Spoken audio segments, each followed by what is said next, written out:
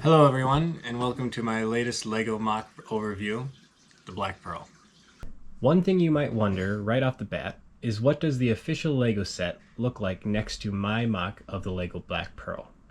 And it's a little bigger. That's because this thing is minifigure scaled. It stands at just over 4 feet tall and 4 feet long. Going down the side of the ship, you can see all the slight angles and curves it has, how it gets wide at the base and gets slightly narrower when you reach the top deck, and how it's wider in the front and gets slightly narrower the more you get towards the back. To accomplish this, I used bar and clip plates on the belly of the ship and hinge bracket bricks. This little piece here, if you're wondering, to tilt them in just slightly.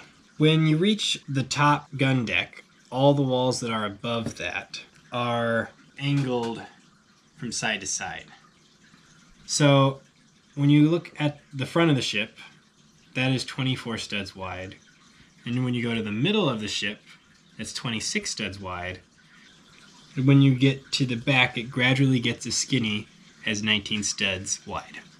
One of the hardest parts of making a ship that was this tall and long were the masts.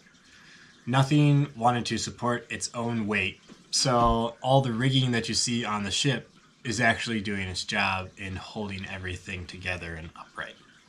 And it does a really good job at it. I was surprised. After I got everything put on it, the whole thing, if you shake it, it all moves as if it's one piece. But as soon as you start taking off those support lines, everything starts sagging. And what I used for the rigging was 40-pound black fishing line, and there is over 300 feet of it.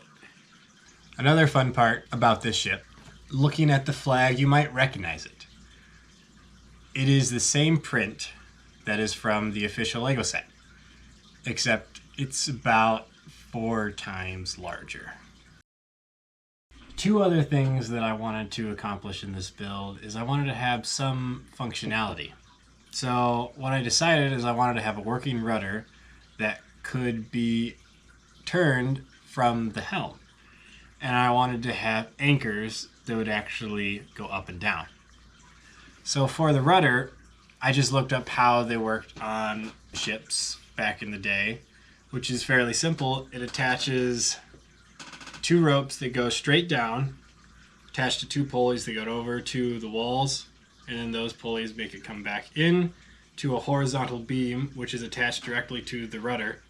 Wrap around that, steer the helm one way, pulls it one way, steer it the other way, pulls it the other way. And that's exactly how it works on the ship. And for the anchors, all I have there is a reel that all I have to do is pop off the cover, stick a Technic beam inside of it, turn it, and it sucks the anchors back up.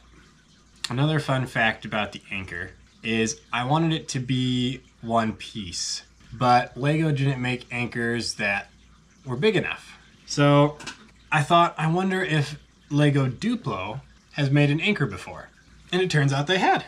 And so I was able to get the Duplo anchors, and they're the perfect size.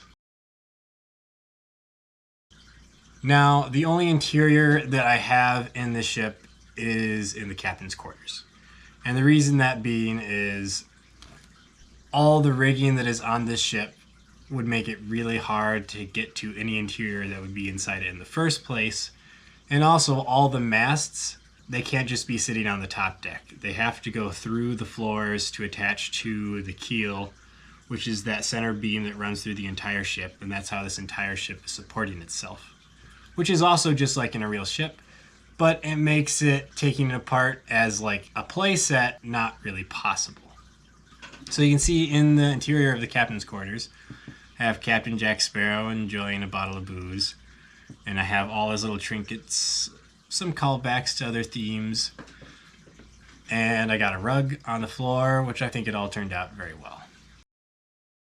Now looking at the exterior of the captain's quarters, You can see all these little guys running down the bottom of it, holding up the back of the cabin. And you see all these little really ornate black swirls that really make it feel quite a bit fancier than the rest of the ship, signify that this is a special place meant for the captain.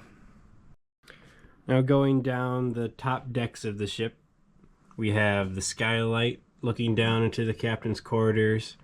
We have the bell in the back to ring whenever there's trouble. And we have an iconic scene here with Jack Sparrow and Barbossa with Jack's longer spyglass. We have Mr. Cotton at the wheel, which is a figure I put together myself because Lego never came out with an official Mr. Cotton, which is sad. And then we have in the front box there you see in front of the helm, that was used in ships. It would have a big compass inside of it and usually lanterns in the side. And that's how they would navigate through the ocean. But of course, Jack Sparrow has his compass and that tells him where he wants to go. So I don't see why they need that. And one of my favorite parts of this build are the doors to the captain's quarters.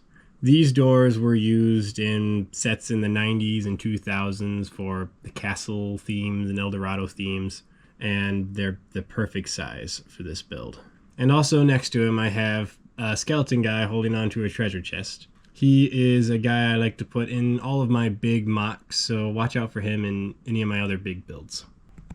And then going down the gun deck here, we have all these guys in the heat of battle. And then we have two guys in the back there having a good time, you know.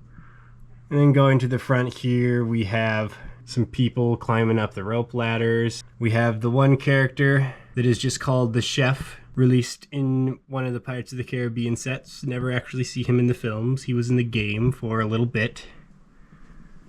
And then we have this little guy, Marty, and he's also a figure that Lego actually never came out with. So I made my own little version using the head of fives. That's why he has that little tattoo on the side of his head.